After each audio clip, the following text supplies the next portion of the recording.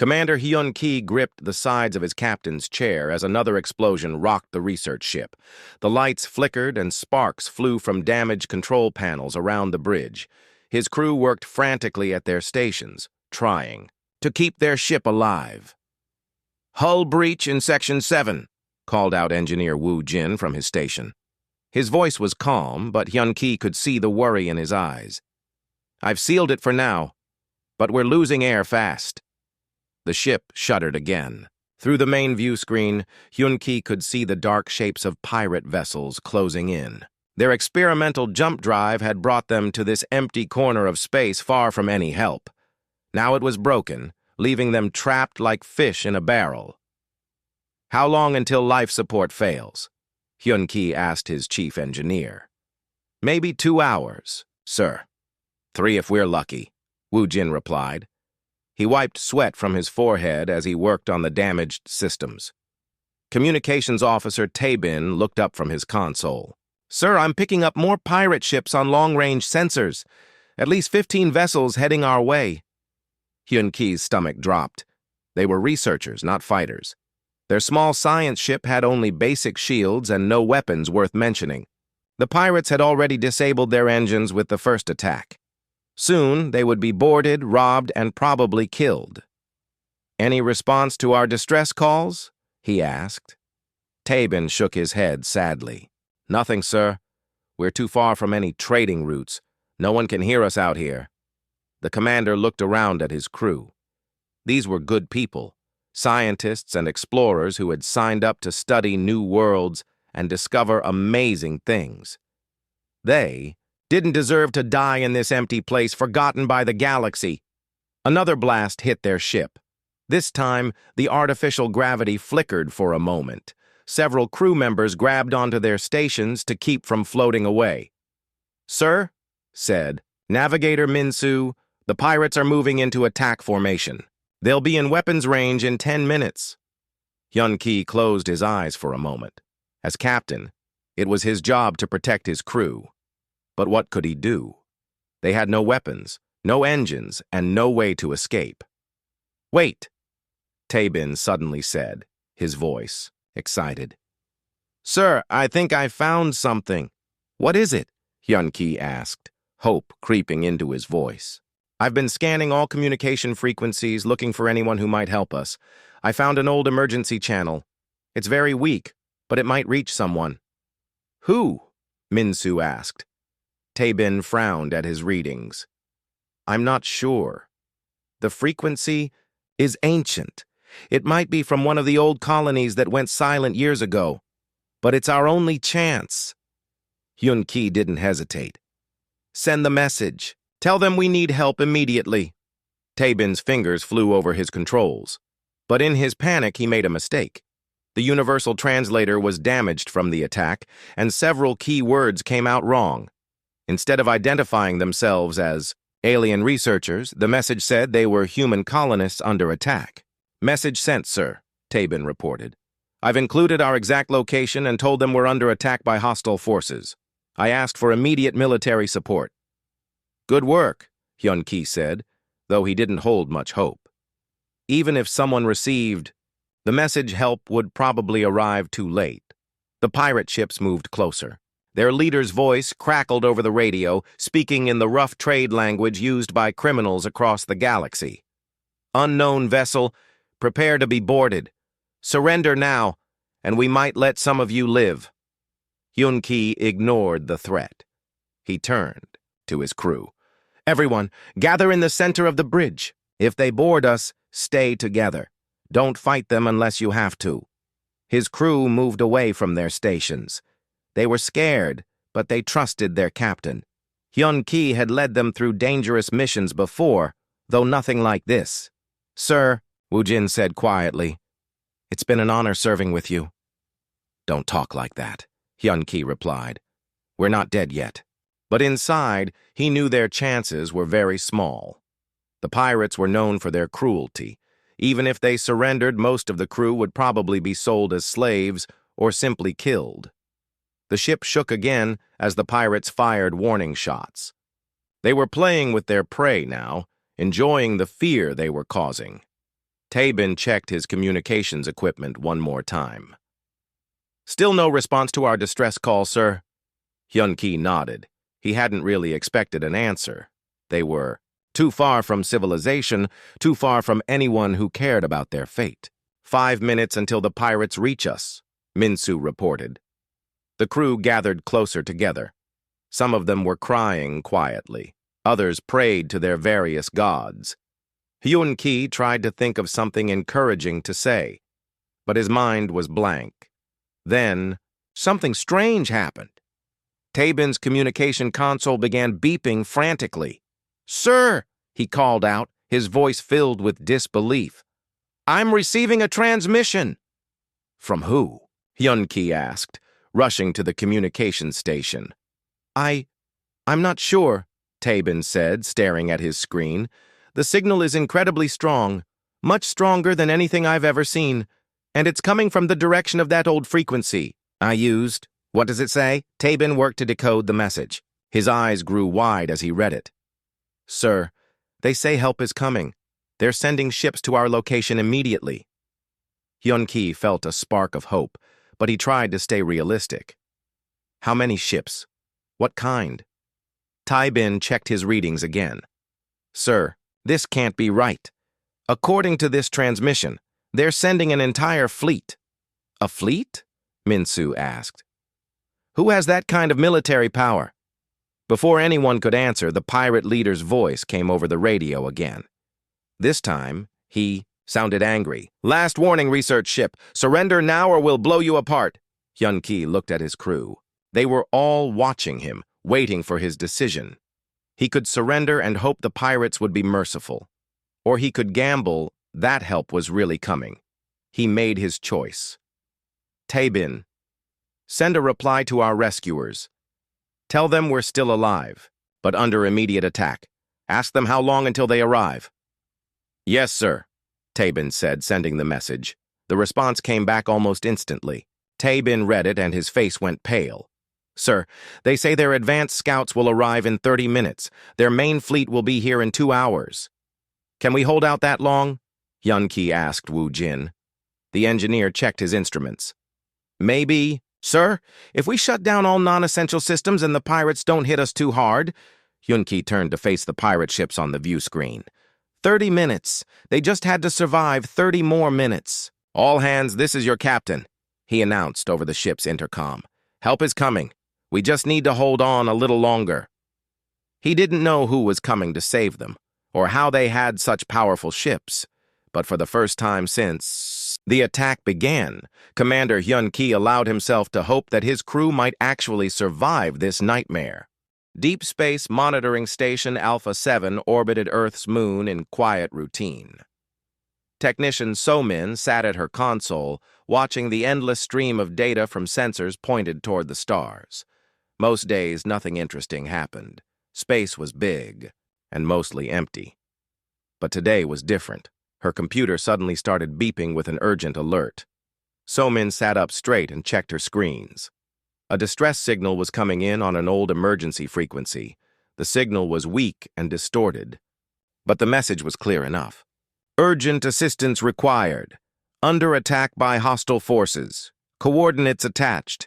Please send immediate military support." So-min frowned. The signal claimed to be from human colonists, but the coordinates showed a location far beyond any known human settlements. She checked the star charts twice to make sure. "That's impossible," she whispered to herself. "No human ships have ever gone that far." But the signal was definitely using human communication protocols, and the distress code was correct. According to Earth's military regulations, any human in danger had to be helped immediately, no matter where they were. So-min picked up her secure communication device and called her supervisor. "Station Commander, this is So-min. I need to report an emergency." Within minutes, the signal was being analyzed by Earth's top experts. The message traveled quickly up the chain of command, reaching the highest levels of Earth's government. Admiral Dongsu was in his office at Terra Command when the call came in. He was a tall, serious man who had spent 40 years protecting Earth and its colonies. When he heard about the distress signal, he didn't hesitate. "Show me the message," he ordered. His aide, Major Young-ho, displayed the transmission on the main screen. The Admiral read it carefully, then checked the coordinates. "This location is at least 6 months' travel from our nearest outpost," Young-ho said. "How could human colonists have gotten so far?" Admiral Dong-Su studied the star charts. "Maybe they were exploring. Maybe they got lost. It doesn't matter. The signal is authentic and they're asking for help." "Sir, it could be a trap," Young-ho warned. "Some alien species might be trying to lure our ships into an ambush." The Admiral considered this possibility. It was true that Earth had made some enemies since joining the galactic community, but Earth's policy was clear and simple. No human calls for help would be ignored. "Alert the 7th Fleet," Admiral Dong-Su ordered. "Tell Captain Ji-won to prepare for immediate deployment." "The entire 7th Fleet, sir?" Young-ho asked, surprised. "That's 37 warships." "These colonists are under attack by hostile forces," the Admiral replied. "They need enough firepower to handle any threat." Young-ho saluted and hurried, away to carry out the orders. Within an hour, alarms were ringing at naval bases across the Earth system. Captain Ji-won was aboard her flagship, the Terra's Hammer, when the alert came through. She was a veteran officer who had fought in 3 major conflicts. Her ship was one of Earth's most powerful warships, equipped with the latest weapons and shields. "Ma'am, we have emergency deployment orders," reported her communications officer. Lieutenant Jae-hyun Ji-won read the orders quickly. "A distress call from unknown human colonists? How is that possible?" "Unknown, Captain," Jae-hyun replied. "But Admiral Dong-Su wants the entire fleet ready to jump in 6 hours." Captain Ji-won looked out at the stars through her bridge windows. 6 hours to prepare for a mission into unknown space. It would be challenging, but her crew was ready. "Alert. All department heads," she ordered. "Full combat readiness. I want weapons, shields, and engines at maximum efficiency." Her tactical officer, Lieutenant Da-eun, looked up from her station. "Captain, should we contact the Galactic Council about this mission?" "Negative," Ji-won replied. "This is a human rescue operation. We'll inform other species after we know what we're dealing with." Across the fleet, similar preparations were taking place. Engineers checked every system twice. Weapons officers loaded the most advanced ammunition. Medical teams prepared for possible casualties. Dr. Yunbi, Earth's chief diplomat, tried to gather information about the mystery location. She contacted her sources in various alien governments, asking if they knew anything about human activity in that sector. The answers she received were troubling. Several species reported increased pirate activity in that region. Trade ships had been disappearing for months. No government had been able to stop the attacks. "Admiral," Dr. Yunbi reported, "to Dong-Su, it seems our colonists have wandered into a very dangerous area. Pirate gangs control several systems in that sector." Admiral Dong-Su nodded grimly. "Then they definitely need our help. How many pirate ships are we talking about?" "Intelligence reports suggest at least 50 vessels, sir." "Maybe more." The Admiral paused.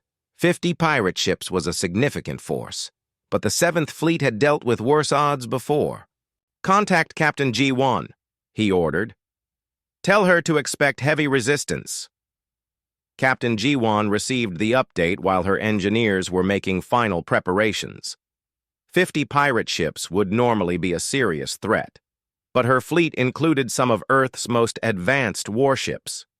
"Chief Engineer Woo Jin," she called to her engine room. "How long until we can jump?"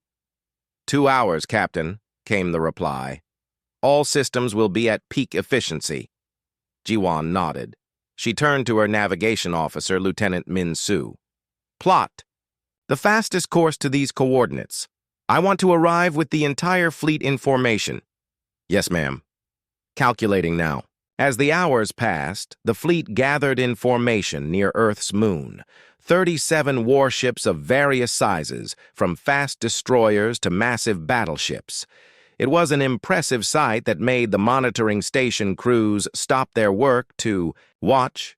Admiral Dong-Su observed the fleet from his command center. He felt proud of how quickly his people had responded, but he also felt worried about what they might find at their destination.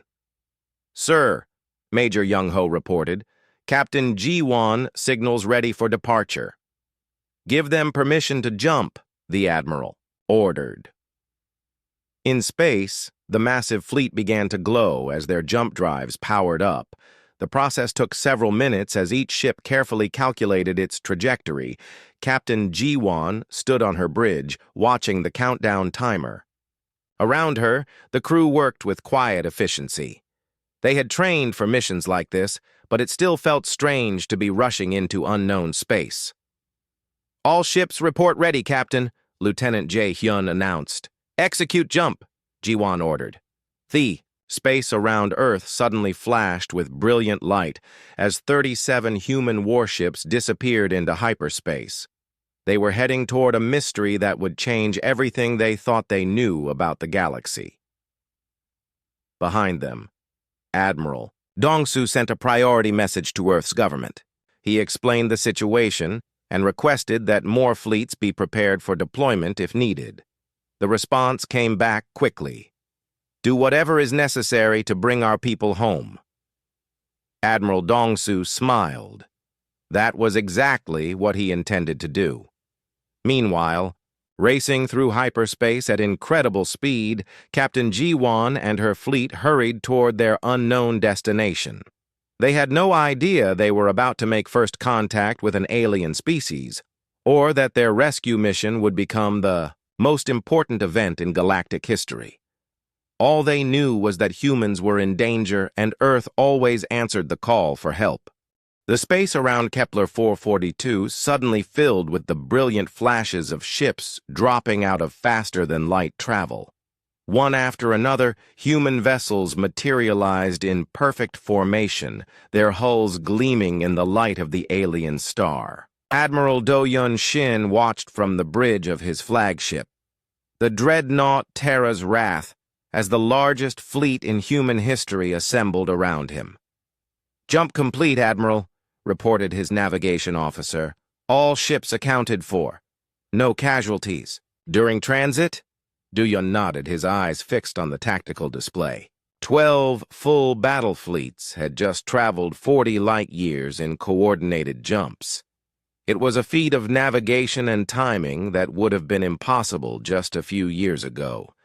But humans had always been good at pushing the limits of what was possible.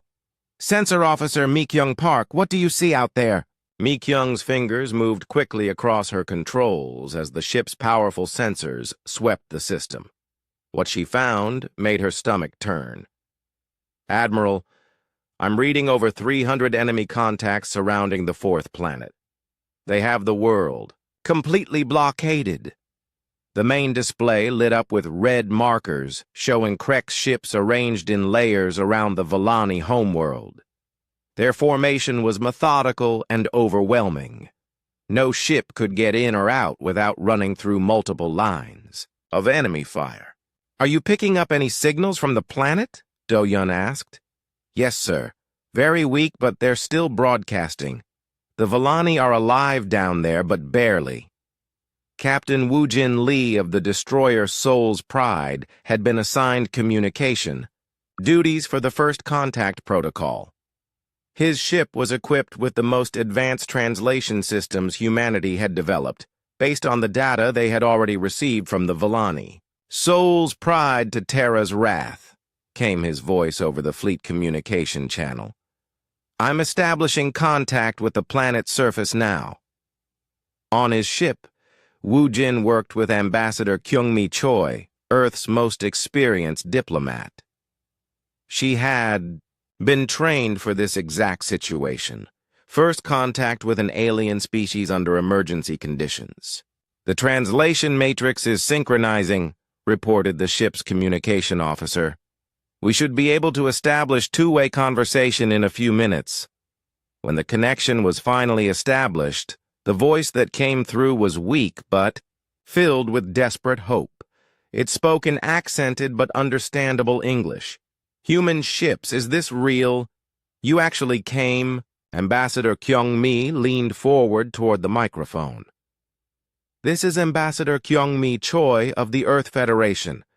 We received your distress call. We're here to help." There was a long pause, then what sounded like crying. "I am Thelara, Prime, speaker for the Vallani people. We sent messages to 17 different species. You are the first to respond." The weight of those words settled over everyone who heard them. 17 different species had received calls for help from people facing extinction, and only humans had answered. "How many of your people are still alive?" Kyung-mi asked gently. "Perhaps 2 million scattered in underground shelters. The Kreks have been bombarding our cities for weeks. They demand complete surrender, but surrender means slavery for those who survive." Admiral Do-yoon studied the tactical situation while listening to the conversation. The Kreks' fleet was massive, but their ships were arranged for siege warfare, not for fighting another fleet. They were spread out in layers around the planet, which made them strong against ships trying to reach the surface, but weak against attacks from outside the system. "Admiral," came a new voice over the communications channel. It was harsh and filled with contempt. "This is War Leader Vexthal of the Krek's Third Fleet. You will identify yourselves and state your business in this system." Do-yoon exchanged glances with his bridge crew. This was the moment when humanity would announce itself to the galaxy, not as explorers or traders, but as something else entirely. "This is Admiral Do-yoon Shin of the Earth Federation Fleet," he replied in a calm, professional voice. "We're here in response to a request for assistance from the Vallani people." Vexthal's laugh was like broken glass. "The soft-world plant-eaters called for help? From whom?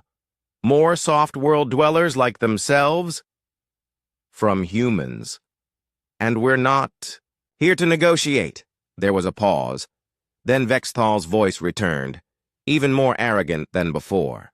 "I see approximately 200 ships.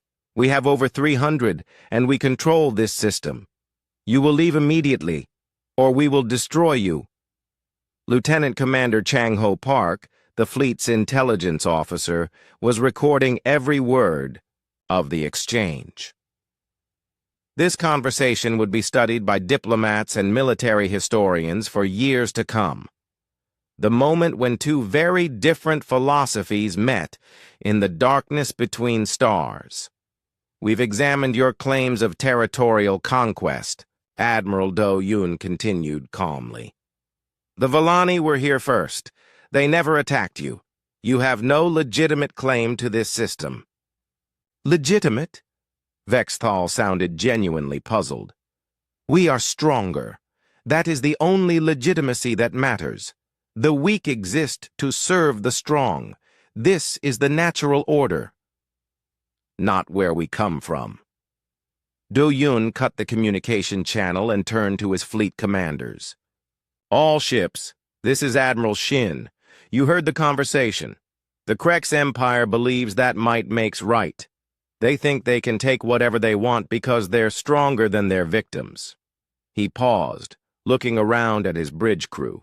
These were good people who had volunteered to travel across the galaxy to help strangers.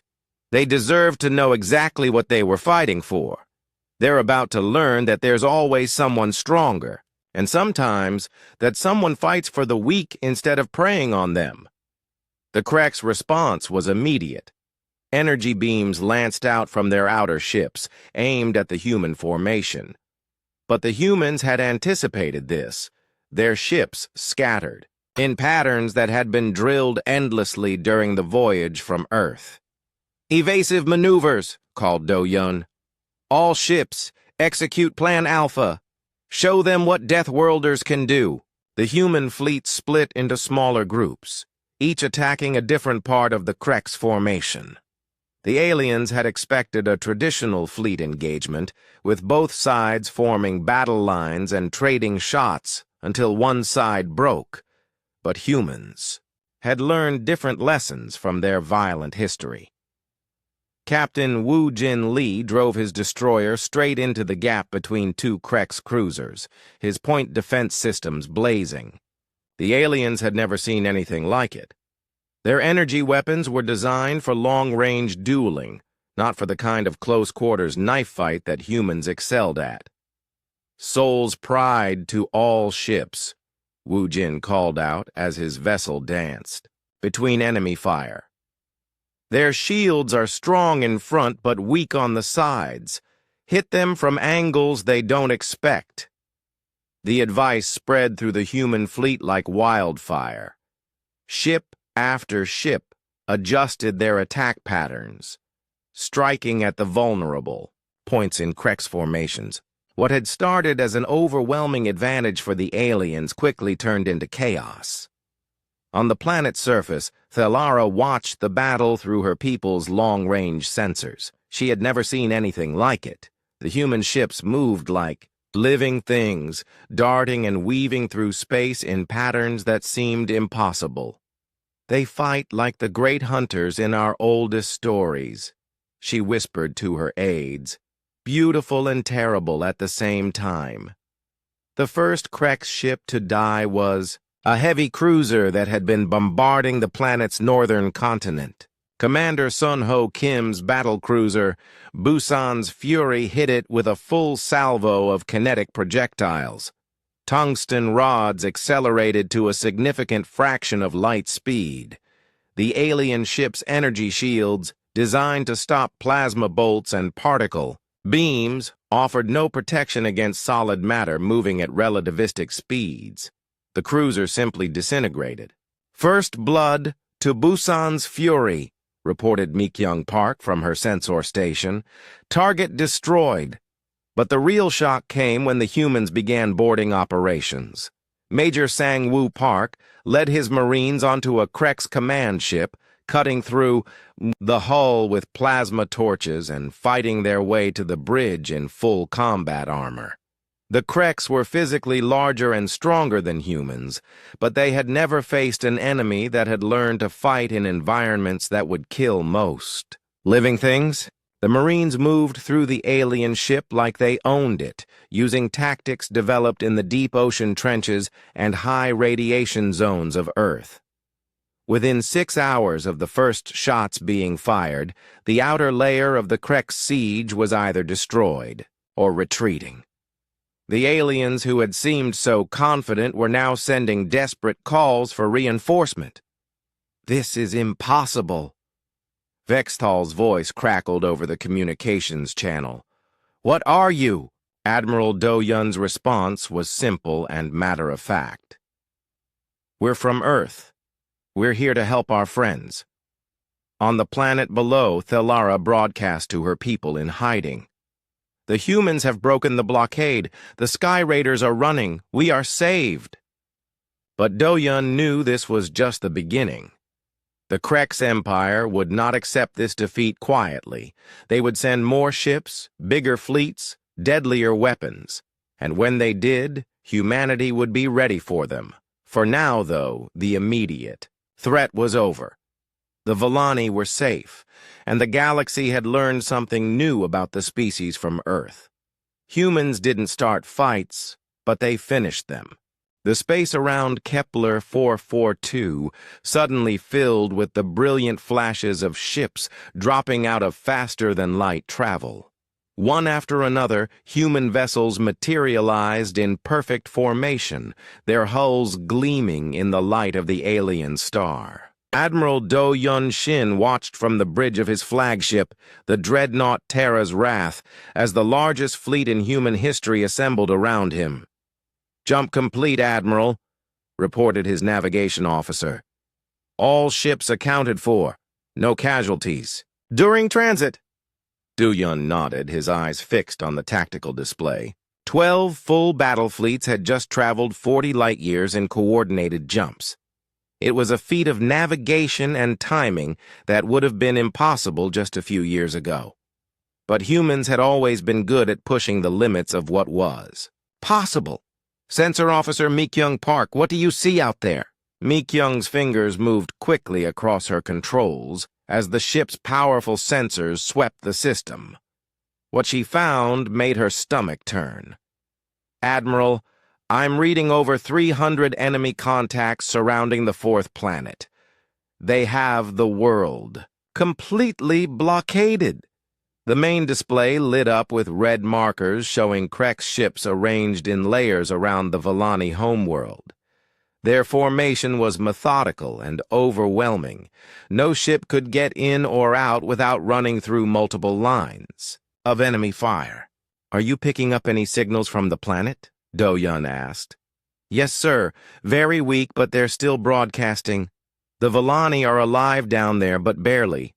Captain Woo-jin Lee of the destroyer Soul's Pride had been assigned communication duties for the first contact protocol.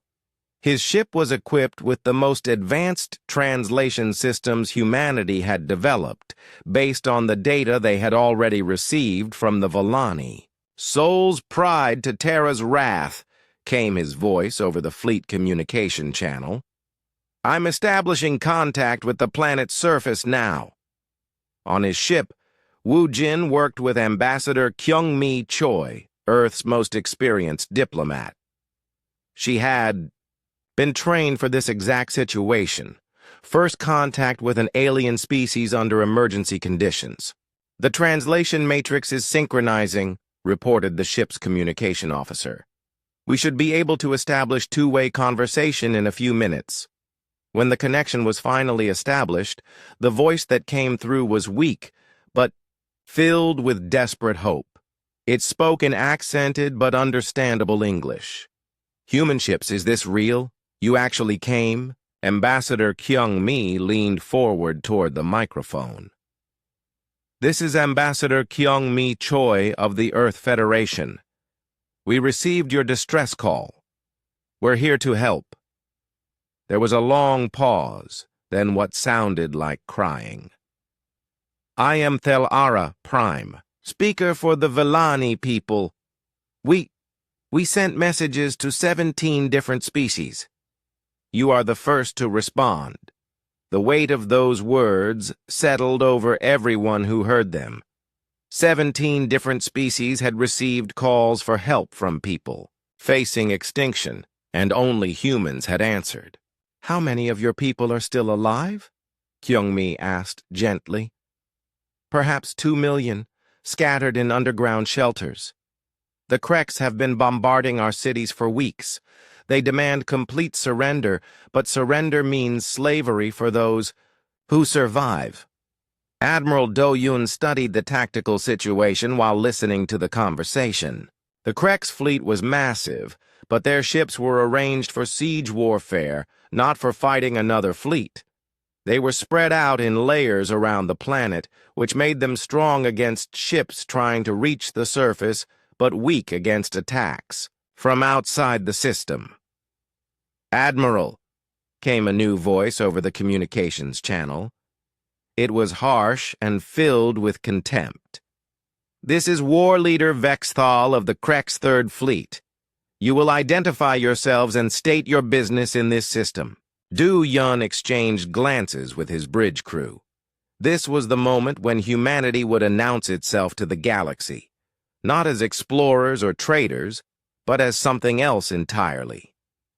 This is Admiral Do-yun Shin of the Earth Federation Fleet, he replied in a calm, professional voice. We're here in response to a request for assistance from the Vellani people. Vexthal's laugh was like broken glass. The soft-world plant-eaters called for help? From whom? More soft-world dwellers like themselves? From humans. And we're not here to negotiate. There was a pause, then Vexthal's voice returned, even more arrogant than before. I see approximately 200 ships.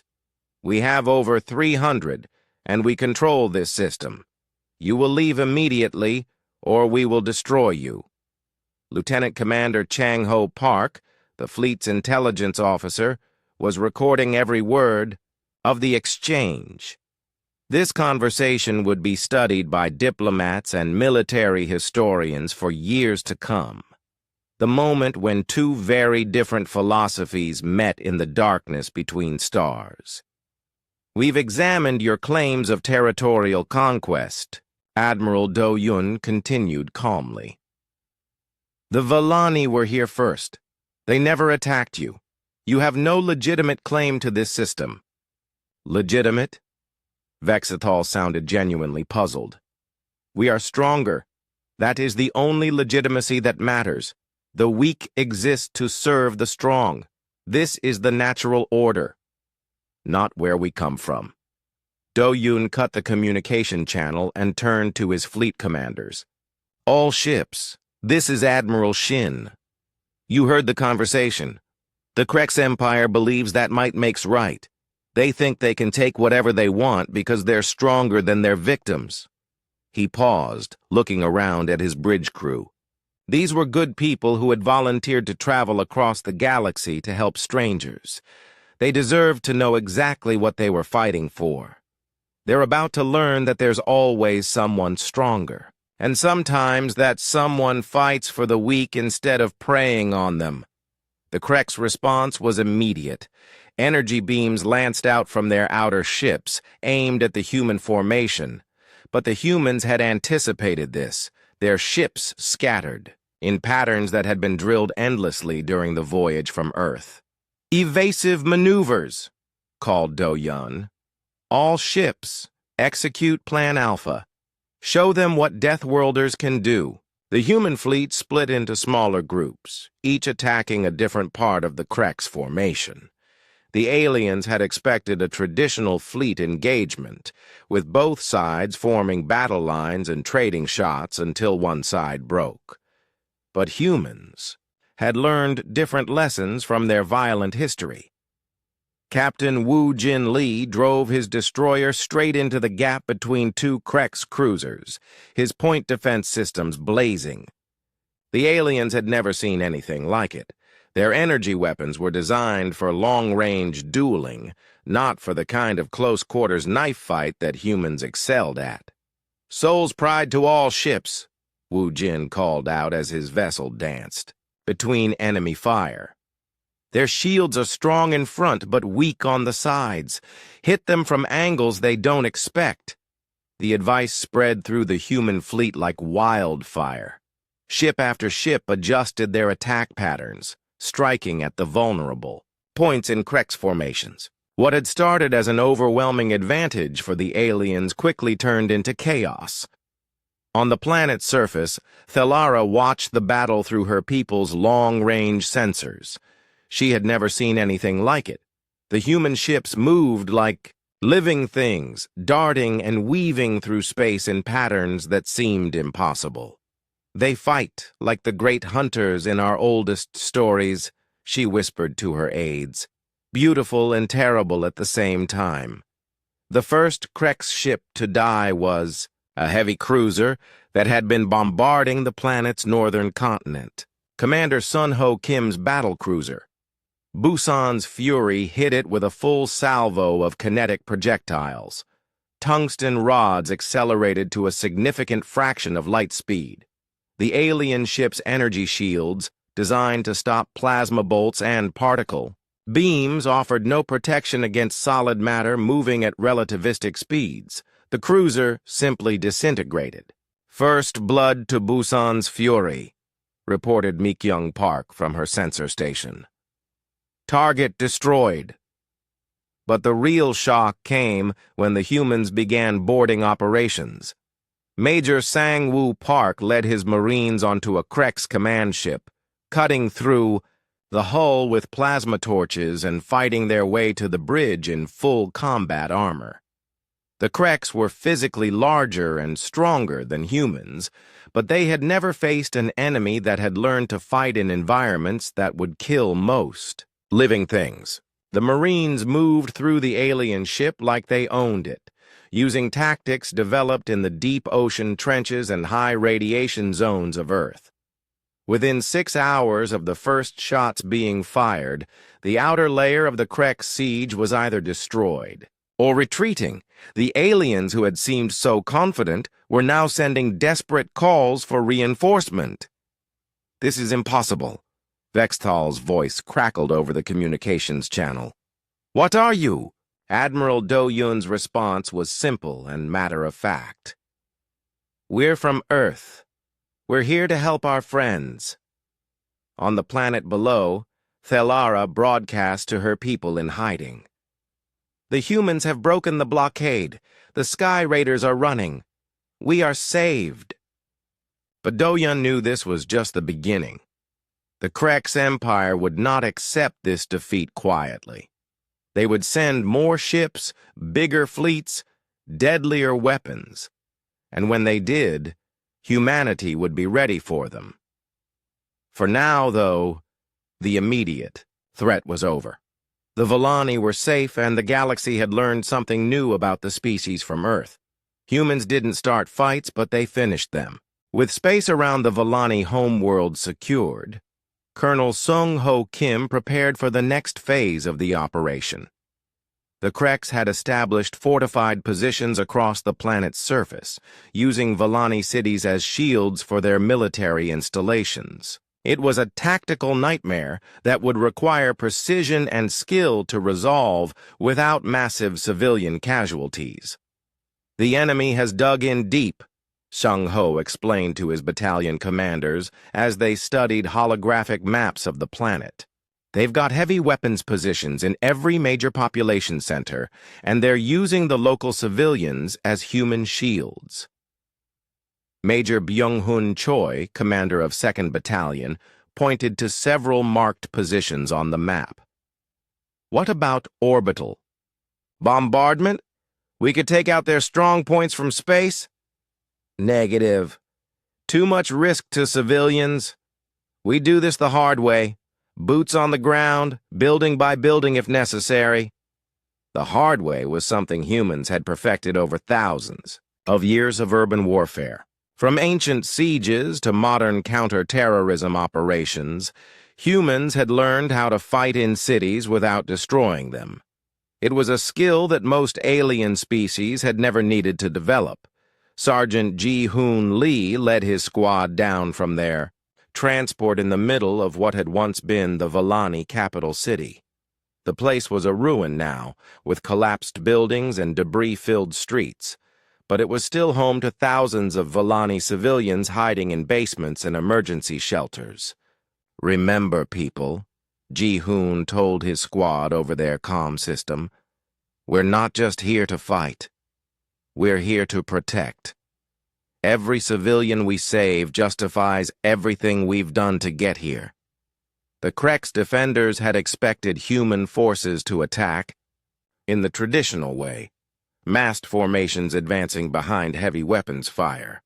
Instead, they found themselves facing small, highly mobile units that seemed to appear from nowhere, strike hard, and vanish before they could respond. Corporal So-Min Lee demonstrated exactly why humans were so dangerous in urban combat when she scaled the outside of a 30-story building to reach a Krek sniper position. The alien defenders had thought their elevated position made them safe from ground attack. They had not counted on a human who had spent her civilian life climbing and base jumping in Earth's most dangerous locations. For So-Min, climbing a building under fire was just another extreme sport with slightly higher stakes. "Sniper nest neutralized," she reported as she cleared the rooftop position, continuing to next objective. Below, her squad mates advanced through the city streets using techniques developed in Earth's countless urban wars. They moved from cover to cover, checking every doorway and window, coordinating their movements with hand signals and short-range communications. The Krek's defenders found themselves fighting an enemy that seemed to know the city better than they did, even though the humans had never been there before. The truth was that humans had fought in so many different urban environments that they could adapt quickly to new ones. "Contact left!" called Private Dongho Park as a group of Krek soldiers emerged from a building. The aliens opened fire with their energy weapons, but the humans were already moving, using debris and rubble for cover while they flanked the enemy position. The engagement was over in minutes, with the Krek's soldiers either dead or surrendering. But what impressed the hidden Volani civilians was not the human victory. It was the fact that the humans immediately began treating the wounded enemies and securing the area for civilian evacuation. Dr. Yunji Park had established a forward medical station in what had been the city's main hospital. The building was damaged but still functional, and her teams were treating everyone who needed help, human, Kreks, and Volani alike. Incoming wounded, called combat medic Yoon-ho Kim as he carried an injured Volani child into the hospital. The little one had been caught in crossfire between Kreks and human forces and was badly hurt. Dr. Yoon-ji worked quickly to stabilize the child while Volani medical staff watched in amazement. Human medical technology was different from their own, but it was clearly effective. More importantly, the humans were sharing their techniques freely with the Volani doctors. "How do you do this?" asked Dr. Welshan, the hospital's chief physician. "Your surgical methods are so aggressive yet precise." "We learned to operate under combat conditions," Dr. Yunji explained as she worked. "When someone is dying, you don't have time to be gentle. You do whatever it takes to save them." The Volani doctor nodded slowly. His people had developed advanced healing techniques, but they had always worked in peaceful conditions. The idea of performing surgery while under enemy fire was completely foreign to them. Meanwhile, combat medic Yoon-ho Kim had earned a reputation among both humans and aliens for his fearless rescues under fire. The Volani had started calling him the Angel of Mercy after he carried 12 wounded civilians out of a collapsed building while Krek's snipers were still active in the area. "You cannot keep doing this," Sergeant Ji-hoon Lee told him after his latest rescue. "You're going to get yourself killed running into crossfire like that." "Someone has to do it," Yoon-ho replied simply. "Those people didn't ask to be in a war zone." The turning point in the ground campaign came when Specialist So-min Lee volunteered for what everyone agreed was a suicide mission. The main Krek's command bunker was built into the side of a cliff that rose 500 meters above the city. It was considered impregnable because no sane person would try to climb it under fire. So-min was not entirely sane, at least by normal standards. She had spent years climbing the most dangerous rock faces on Earth, often without safety equipment. This was just another climb, albeit with people shooting at her. "Beginning ascent," she reported as she started up the cliff face in the pre-dawn darkness. Her climbing gear was military-grade, designed for assault operations, but her technique was pure extreme sports. The Krek sentries never saw her coming. They were watching for aircraft or climbing vehicles, not for a single human scaling a vertical cliff with nothing but ropes and determination. By the time they realized what was happening, So-min was already inside their perimeter. "Perimeter breached," she whispered into her comm unit. "Beginning infiltration of primary target." What followed was a masterpiece of stealth operations. So-min moved through the Krek's bunker like a ghost, avoiding patrols and disabling security systems. Her goal was not to fight. She was vastly outnumbered. But to gather intelligence and create opportunities for the main assault force. "I'm in their command center," she reported, "downloading their communication codes and tactical data. Also, I count approximately 50 Volani prisoners being held in the lower levels." That changed everything. Colonel Seung-ho Kim had been planning a careful, methodical assault on the bunker. But with civilian prisoners involved, time became critical. The Kreks might execute their hostages if they felt the position was lost. All units, this is Colonel Kim.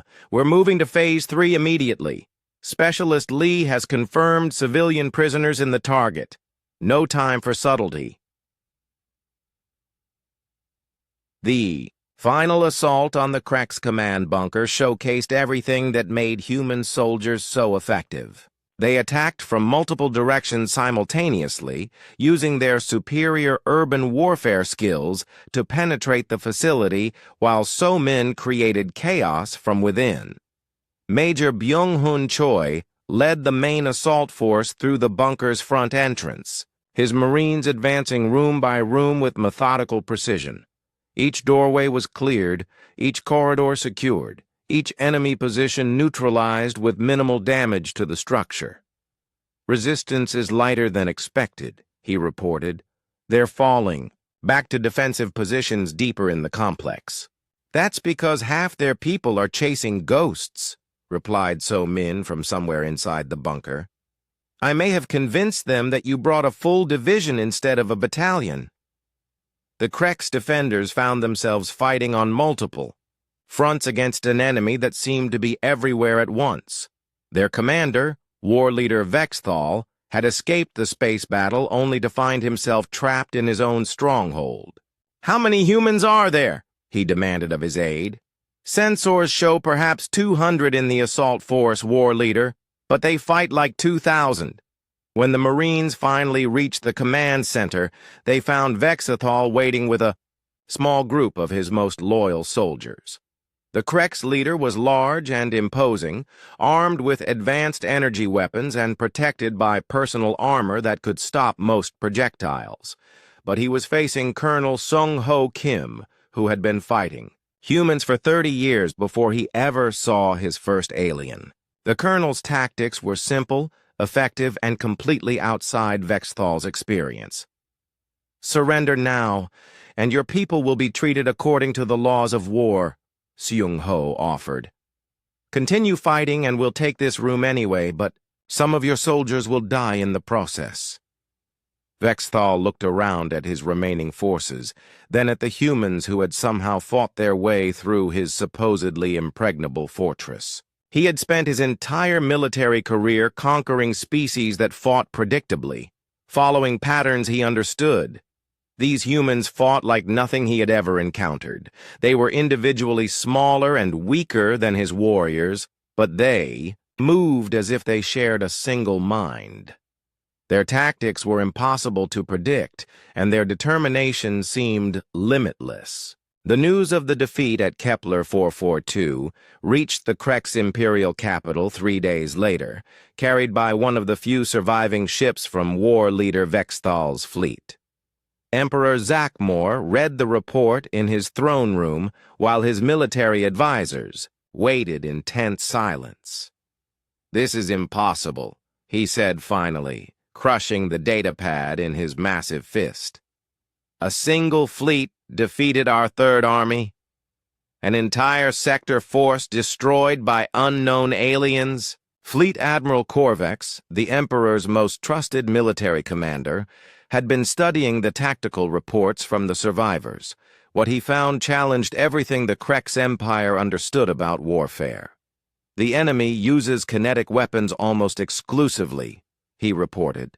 "Solid projectiles moving at extreme velocity. Our energy shields provided no protection." "Then why have we never encountered such weapons before?" "Because no other species has developed them, Imperial Majesty. Most civilizations abandon kinetic weapons in favor of energy systems early in their technological development.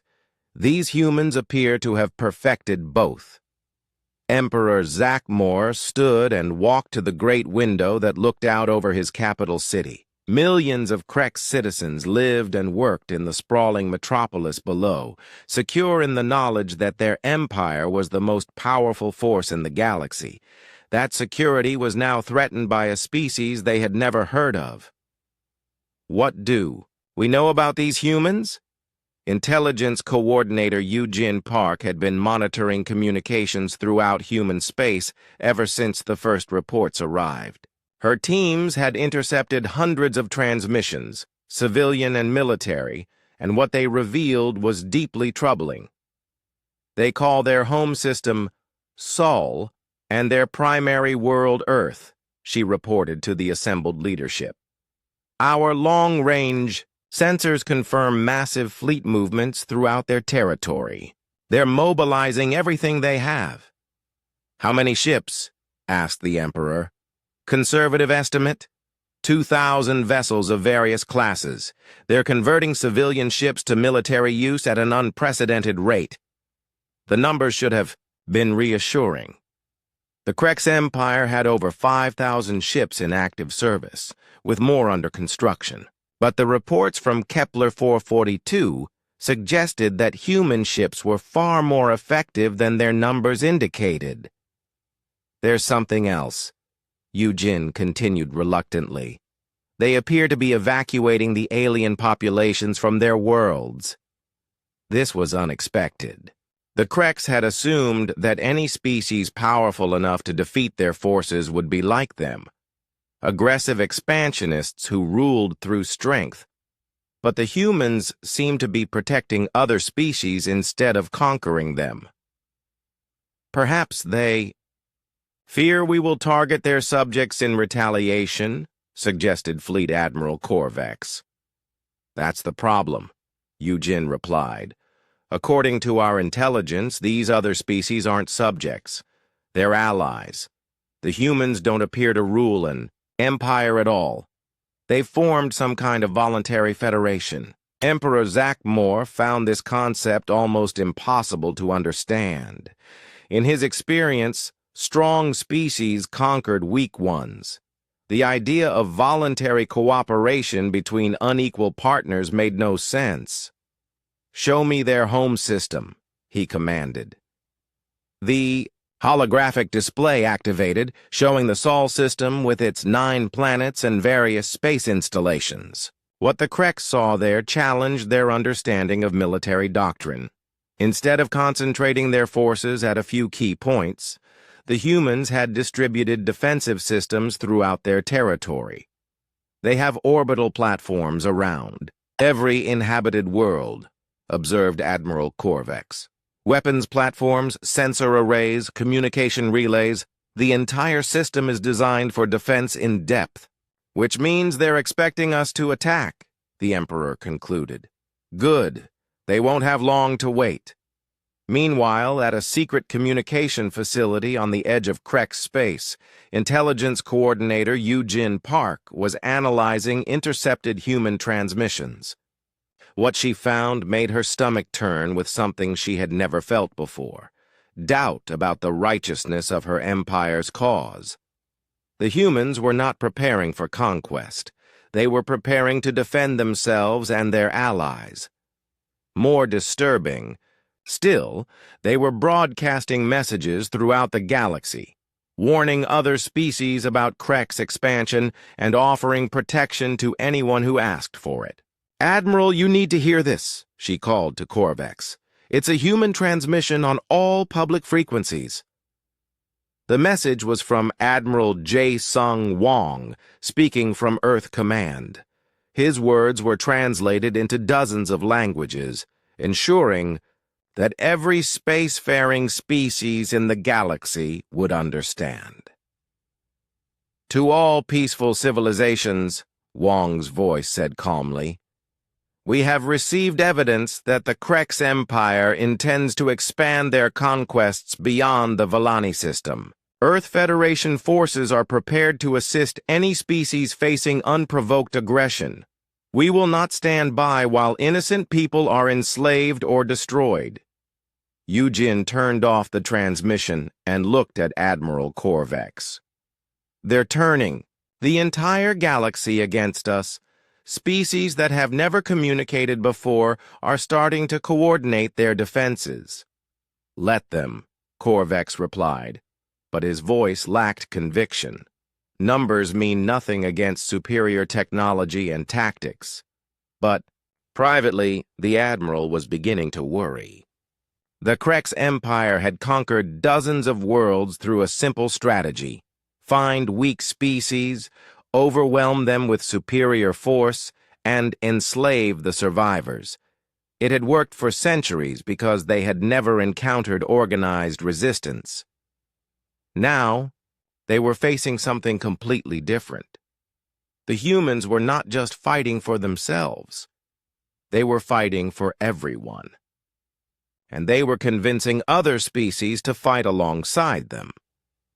Emperor Zachamor made his decision 3 days later during a meeting of the Imperial War Council. The Great Hall was filled with military leaders, sector governors, and intelligence officers, all waiting to hear how their empire would respond to this unprecedented challenge. "The humans have humiliated us," he declared, his voice echoing off the stone walls.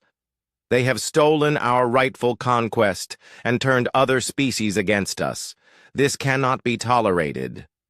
He activated a holographic display showing the planned operation. It was massive in scope. Over 2,000 ships drawn from every sector of the Empire, the largest military force the Krex had ever assembled. "We will strike at the heart of their territory," the Emperor continued. "Their home system, this soul they seem so proud of. When Earth burns, the galaxy will remember that the Krex Empire does not forgive insults." The assembled officers roared their approval. But Eugene Park noticed that some of the more experienced commanders looked troubled. They had seen the reports from Kepler 442. They knew this would not be the easy victory the Emperor promised. After the meeting, Admiral Corvex approached her privately. "What do you really think our chances are?" he asked quietly. Eugene looked around to make sure they couldn't be overheard. "Against any other species? We would be certain of victory. Against the humans?" She shrugged. "They fight differently than anyone we've encountered. They don't just use superior numbers or technology. They use tactics and strategies we've never seen before. But we outnumber them at least 2-1. The Villani outnumbered the humans 40-1 at Kepler 442. It didn't matter. Corvex was quiet for a long moment. "What would you recommend?" "Negotiation. Find out what they want, what they're willing to accept. End this before it destroys us both." But Eugene knew her advice would never be followed. The Krex Empire had never negotiated from a position of anything less than overwhelming strength. The concept of compromise was foreign to their culture. 3 weeks later, the largest fleet in Krex history departed for the Sol system.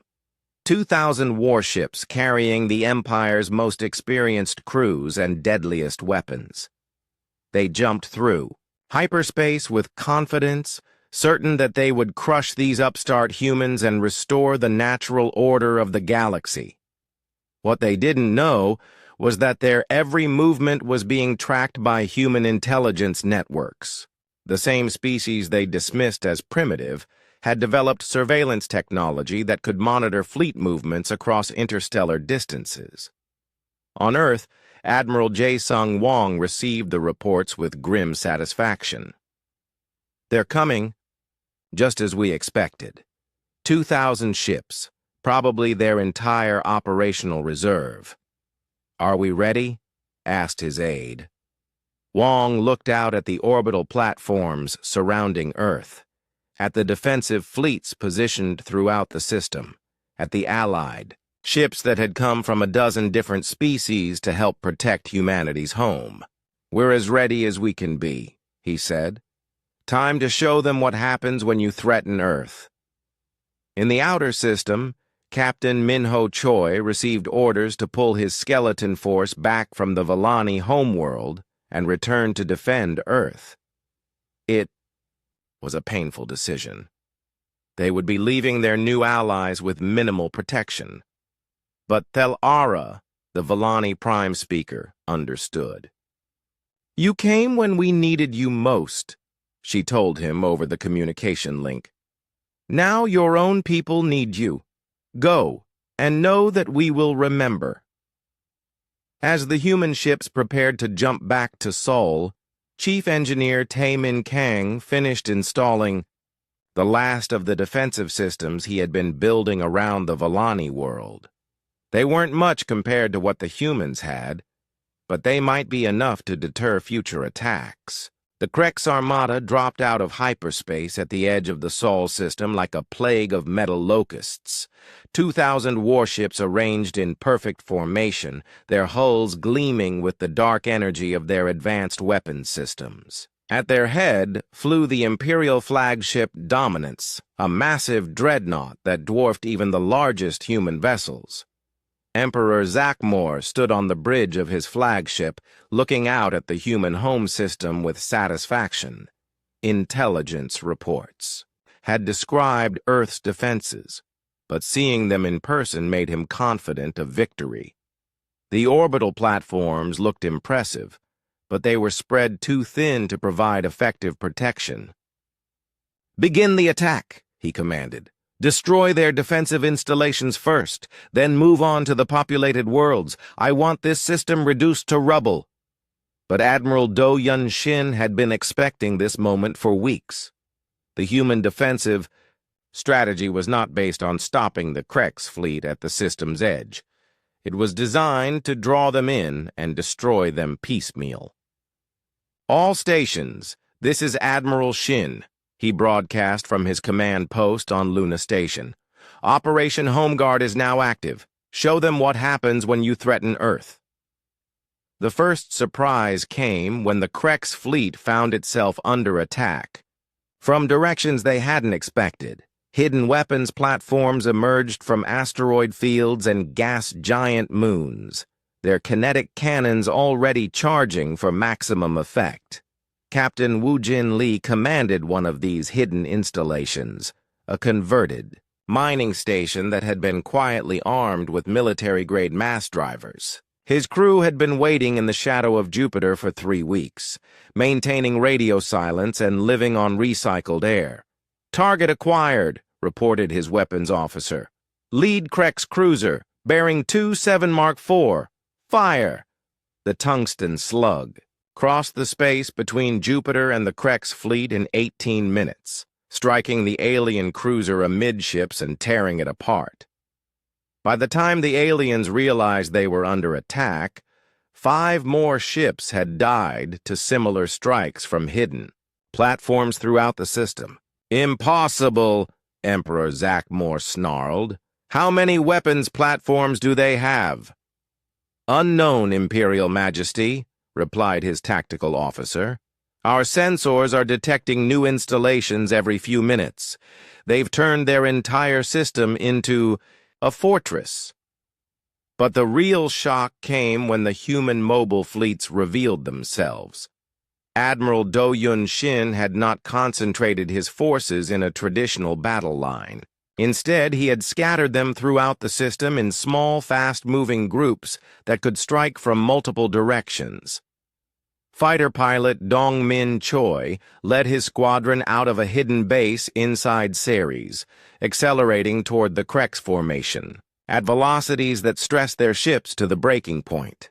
His pilots had trained for this moment, practicing attack runs that used the system's gravitational fields to achieve impossible speeds. "Red Squadron, form up on me," he called to his pilots. "We're going to hit them fast and hard, then get out before they can respond."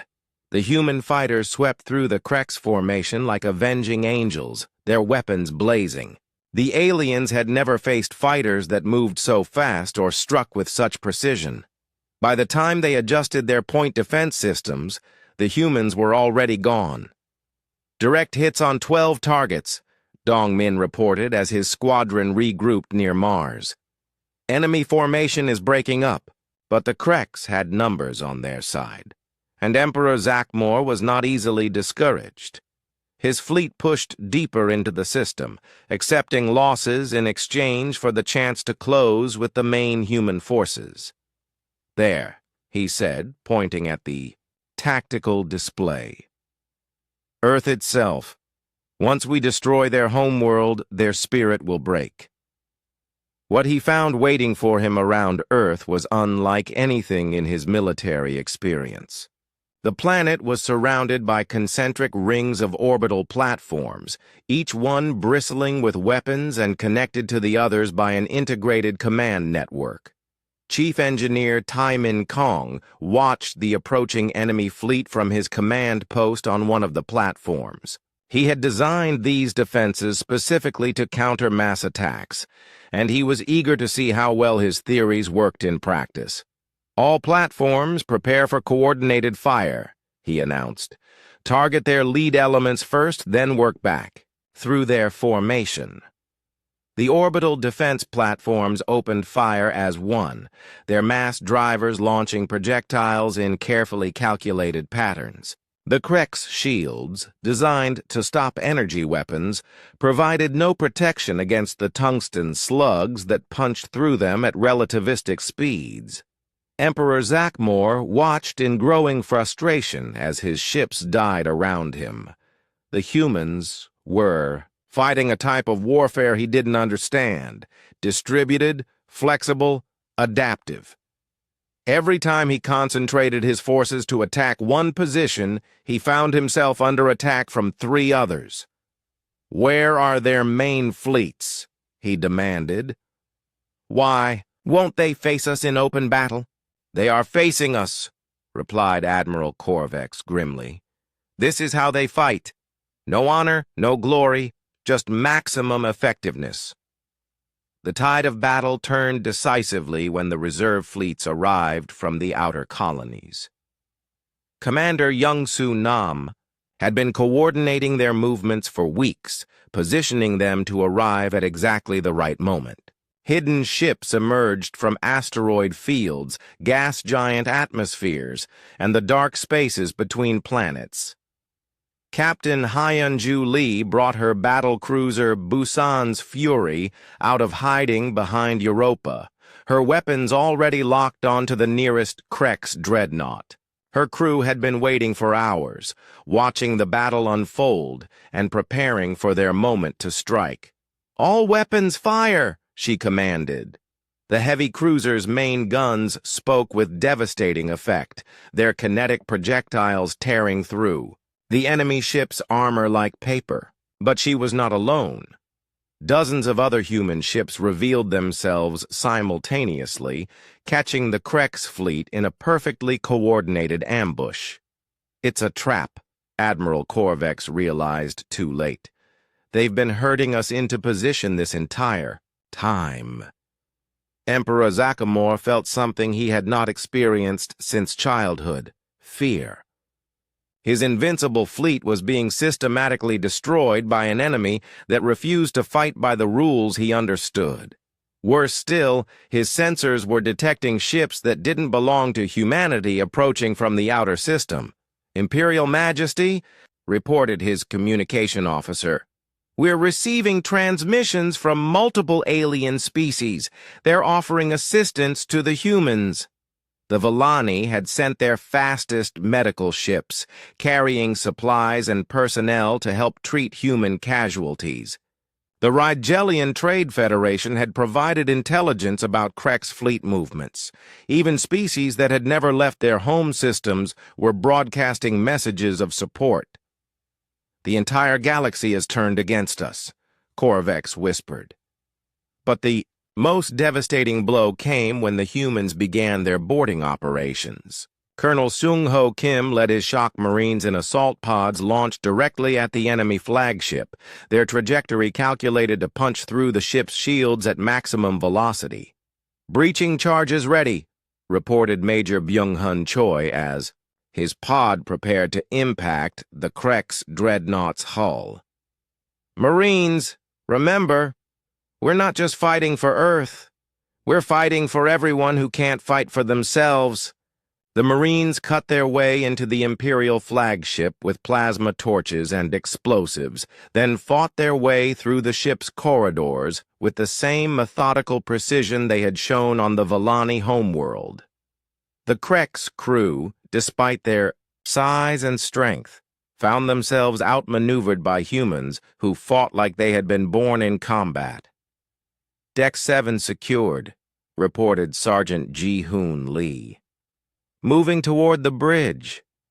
Emperor Zachmore watched the reports of boarders advancing through his ship and realized that his empire's reign of terror was coming to an end. These humans didn't just fight to win, they fought to protect, and that made them far more dangerous than any conqueror. "All ships prepare to retreat," he ordered reluctantly. "Imperial Majesty, we cannot retreat," protested Admiral Corvex. "The shame would destroy our empire's credibility." "The empire is already destroyed," Zachmore replied bitterly. "These humans have shown the galaxy that we can be defeated. Better to save what we can than lose everything in a pointless last stand." But before the Krex fleet could begin its withdrawal, Colonel Sung-Ho Kim and his Marines reached the bridge of the flagship. The human officer looked around at the assembled alien leadership and saw not monsters, but people who had been taught that strength was the only thing that mattered. "Emperor Zachmore," he said formally, "I am Colonel Seung-Ho Kim of the Earth Federation Marine Corps. I'm here to accept your surrender." The Krex leader looked at this small human who had somehow fought his way through an entire dreadnought to reach him. Everything he had believed about the natural order of the universe lay in ruins around him. "What are your terms?" he asked quietly. "Complete withdrawal from all occupied territories. Reparations to species harmed by your expansion, and a formal agreement to respect the sovereignty of all peaceful civilizations. And if we refuse?" Sung-Ho looked around at the alien emperor and his staff, seeing the defeat in their eyes. "Then we'll keep fighting until you change your mind, and next time, we won't be alone." As if to emphasize his point, the communications system crackled, with messages from dozens of species throughout the galaxy. The humans had shown them that the Krex Empire could be defeated, and now everyone wanted to join the fight for freedom. 6 months after the Battle of Seoul, Admiral Jae-Sung Wong stood before the newly constructed Galactic Council chamber on Luna Station. Representatives from 47 different species filled the hall, all gathered to witness the signing of what would become known as the Terran Accords, the first interstellar treaty based on mutual protection rather than conquest. Emperor Zachmore sat with the Krex delegation, his once proud bearing now subdued by the reality of his empire's defeat. The months since his surrender had been difficult ones for the Krex people as they struggled to adapt to a galaxy that no longer feared them. "The old ways are ending," Wong began, his voice carrying clearly through the chamber's translation systems. "For too long, the galaxy has been ruled by the principle that might makes right. Today, we establish a new principle, that strength exists to protect the weak, not to prey upon them." Thel Ara, the Vellani Prime speaker, had traveled from her homeworld to witness this historic moment. Her people had been the first to benefit from human protection, and she felt a deep responsibility to ensure that others would receive the same help. "When we sent our distress call," she said when called upon to speak, "we hoped that someone, somewhere, would hear us. We never imagined that help would come in the form of warriors who fought not for conquest, but for justice." The human delegation was led by Commander Hyun-Woo Park, whose ship had first received the Vellani distress signal. He looked around at the assembled representatives and marveled at how much had changed in such a short time.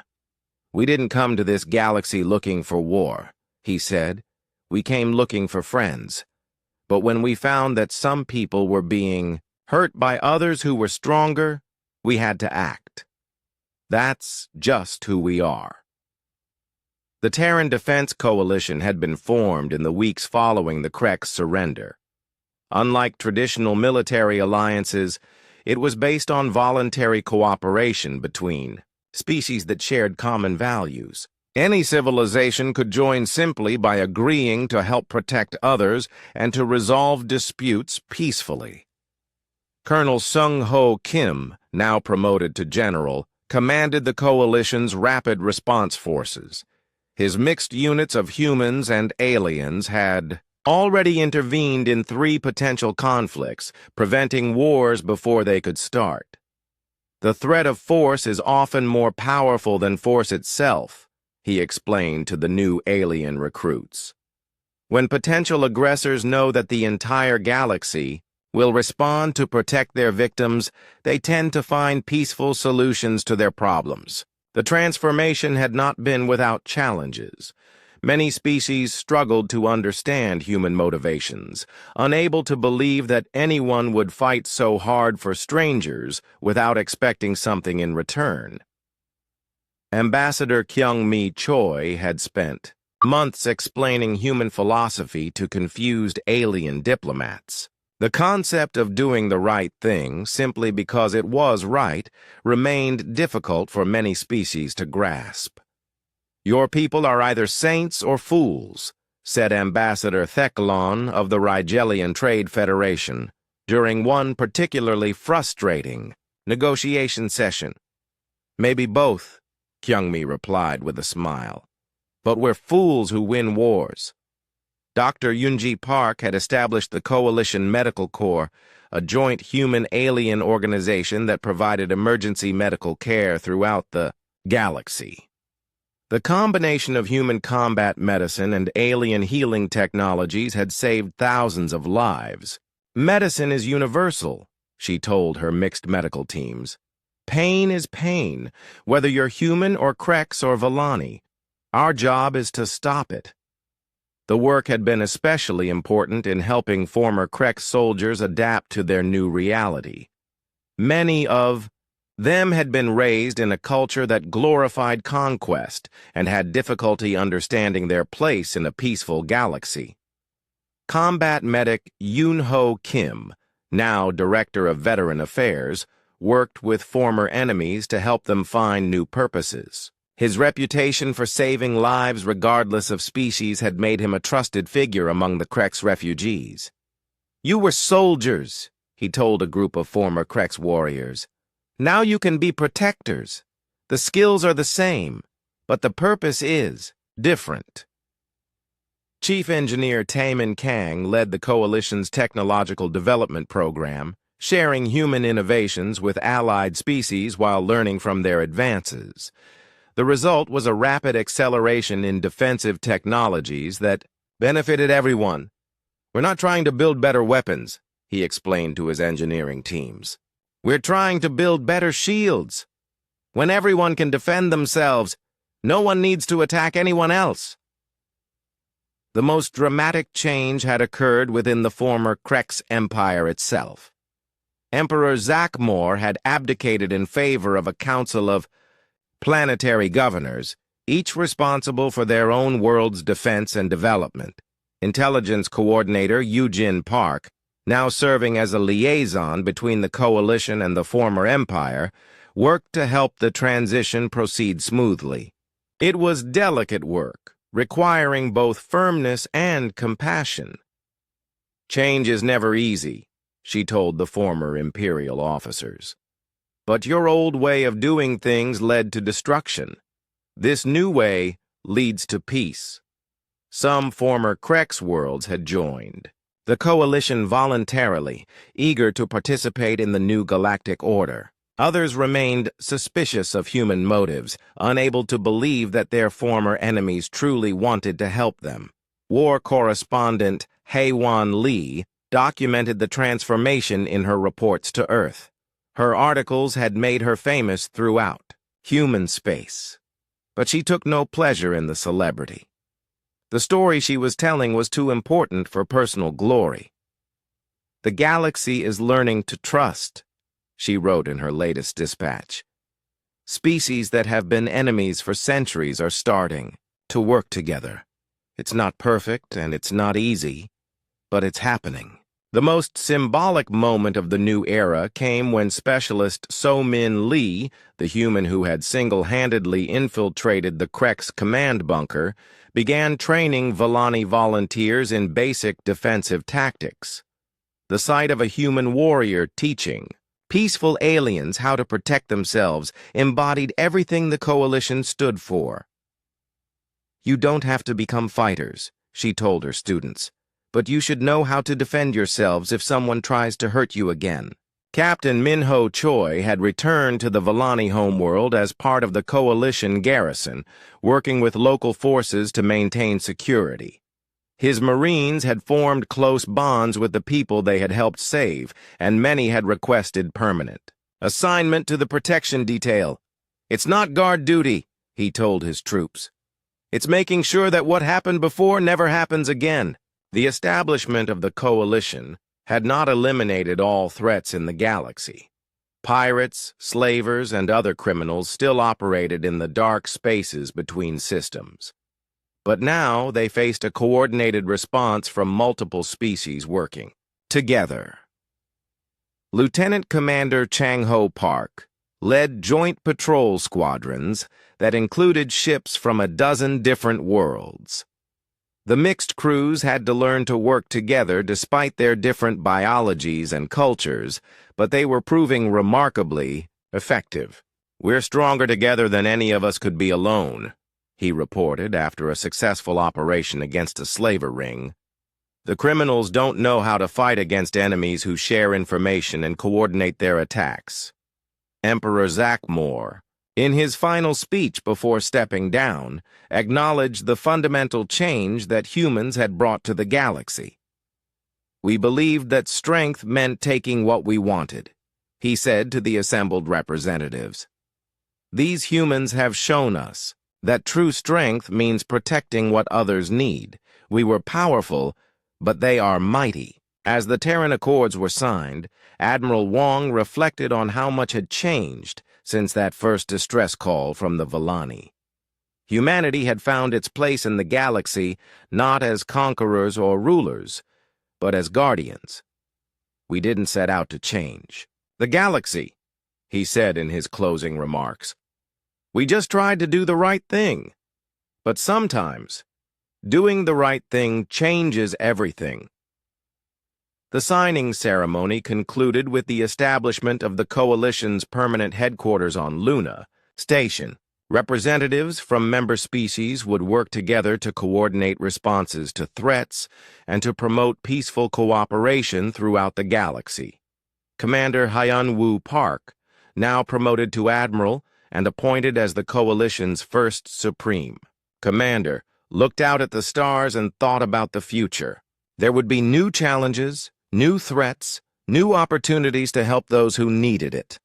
"The universe is a big place," he told his staff. "There are probably species out there we haven't even met yet who might need our help someday.